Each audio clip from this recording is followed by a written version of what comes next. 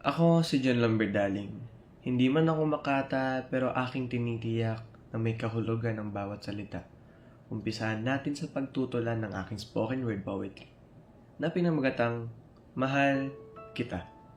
Sa bawat minutong nais na pagmasdan, sa bawat segundong laman ka na naman ng puso at isipan, dahil nabighani na naman sa labas mong kagandahan. Minsan nga napapakanta na lang ng kung ang akit ka lang naman, pwede bang sa akin lang.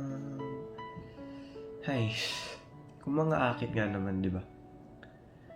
Minsay napaisip na rin at sumagi na rin sa aking isipan kung kailan kaya maranasang mahawakan, mahagkan ang isang tulad mo na kahit ang kalooban ay puno ng kagandahan. At oo, weird naman itong pakinggan, ngunit ako ay naniniwala na may buhay sa kalawakan. Gayon na rin sa buhay na walang hanggan. Kaya huwag mo sanang pigilang ipagpilitang ilaban ang aking nararamdaman, sapagkat ito lang ang planong nabuo sa aking isipan upang makamtan ang mithing ikay makasama, tag-init man o tag-ulan.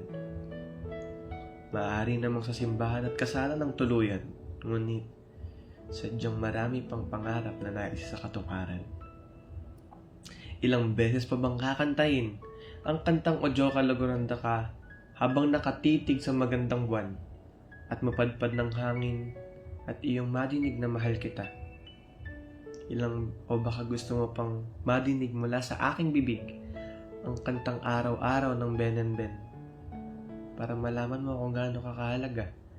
Ilang beses pa ba kitang i-add friend sa Facebook, TikTok at Instagram para ma-message ka at malaman mo ako'y naghihintay pa?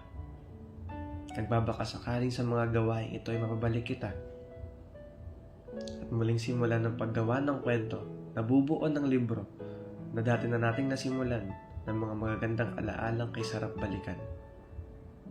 Ay, magiging totoo ba o hanggang imahinasyon lang sa aking isipan?